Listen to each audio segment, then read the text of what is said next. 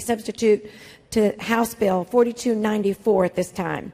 The purpose of this bill is to allow flexibility for the delivery of content for our students, and this is achieved in two ways. First, committee substitute to House Bill 4294 expands the scope of materials that are available to districts by adding a new commissioner's list of instructional. Senator Shapiro, I wanted to make an announcement. Senator Dooley has brought to my attention that I misspoke. I wasn't clear in what I said. What I meant to say is that it's 3:45 in Denver. Thank you. First of all, it expands the scope on the Commissioner's list of instructional materials. The purpose of this new list is to provide an alternative avenue for the delivery of the content.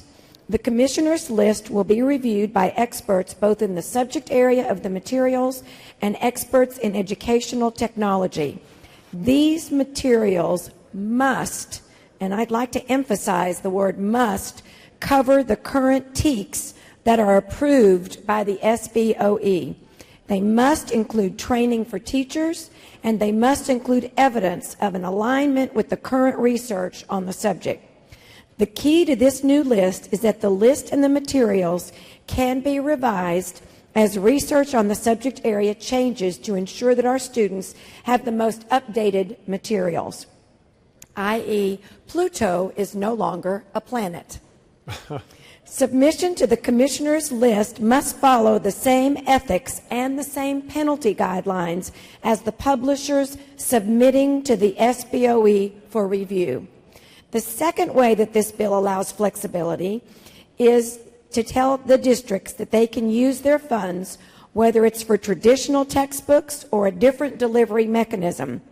They will have the freedom to purchase those delivery methods that they think are best for their students to learn. And here's the most important phrase of this paragraph: as long as they provide the approved content and TEKS that are on the list by the SBOE. To ensure students receive the content, the bill requires districts to certify to both the Commissioner and the State Board that they have purchased the content necessary for students to pass the foundation subjects. Members, at this time, I move to suspend the Senate's regular order of business on committee substitute to Senate Bill 4294. Thank you, Senator Shapiro. Senator Patrick, for what purpose do you rise, sir? Question of the author. Will Senator Shapiro yield? Yes, I will. Hello, Madam Chair. Hello, Mr. Vice Chairman. I think this is an excellent bill, and I'm glad to see where we're moving forward so that we stay up with technology that's racing ahead of what we do every 2 years. It's one of the reasons maybe we should be here more often at times. No, every 8 years. Yes. Or 12 years, or depending 12. on which curriculum you're looking at. And there is a concern, as you know, we discussed it, and in committee I voted for this bill, and I asked you the key question: does this take away any authority or power of the SBOE, which is an elected board, which, you know, many taxpayers and many parents believe it gives them a real connection to what their students learn? Give me your view on this, because I know there's a concern. I want to hear your answer, then follow up with a question. Absolutely. First, let me share with you that I believe in the power and the control that exists today, and the checks and balances that exist with the SBOE. Their job is a very important one. It deals very specifically with content. And the content and the TEKS, which is what they do, and they do well, is what this is all about. The delivery mechanism will change. The potential, this is all may. There's not a shall in here. There's not a forced change. In fact, it'll probably be a very gradual change. But the current SBOE responsibility of content and the TEKS remains intact. This will not take away that job and that responsibility. This is still content-driven. This is still TEKS-driven. But here's my question. Currently, concerning a textbook, non-electronic, just a good old-fashioned textbook that weighs your back down when you put it in your knapsack, it's the TEKS, and a book could meet the TEKS standard but have things in there that are objectionable to the SBOE or to parents. and they have the power to reject that book even if it meets the TEAC standards, correct, currently? Only if it's factual information that is not in there. TEACS gives you the authority to put the types of content that you want in each of the subjects.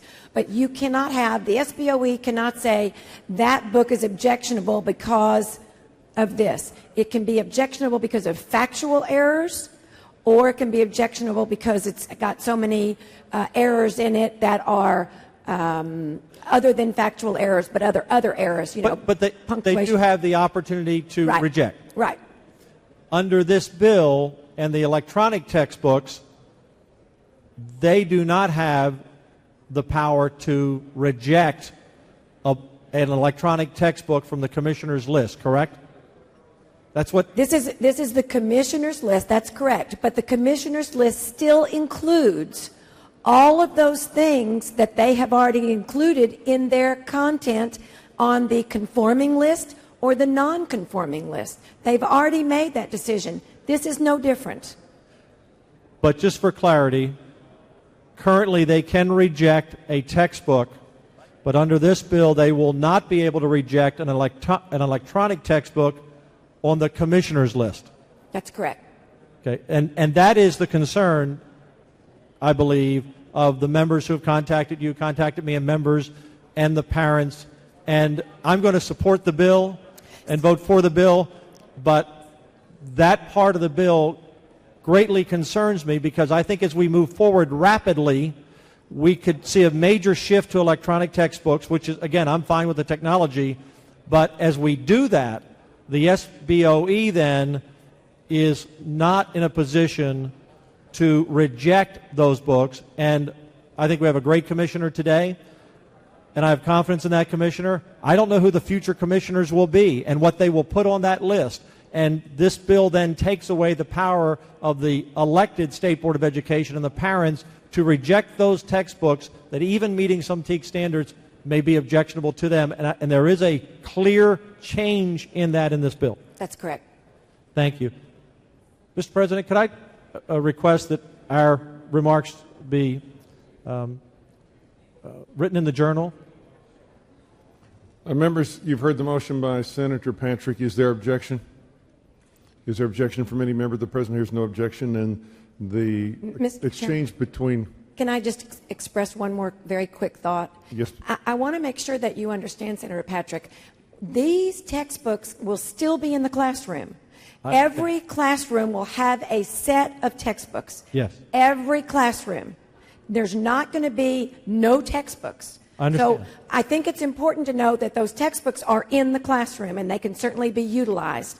And it's a good possibility many of them are going to continue to be utilized for quite a while before they reach the point of full implementation of this particular bill.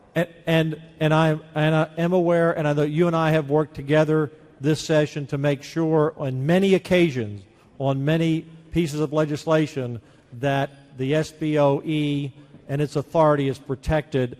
On this bill, and again, I like this technology, I support the bill, but I want to be sure on the record we are letting the public and the members know we are moving to a position where the SBOE does not have the authority to reject a book, an electronic textbook from the commissioner's list.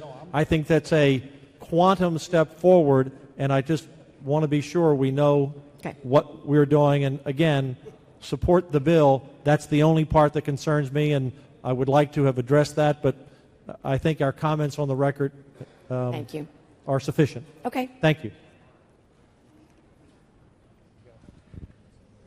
Members, you've heard the motion by Senator Shapiro to suspend the Senate's regular order of business. Did you accept the... I don't think you gabbled... I think you're absolutely right. I think we're all tired. Yeah. Members, you've heard the motion by Senator Patrick to submit to writing and include in the journal the exchange between Senator Shapiro and Senator Patrick. Is there objection from any member?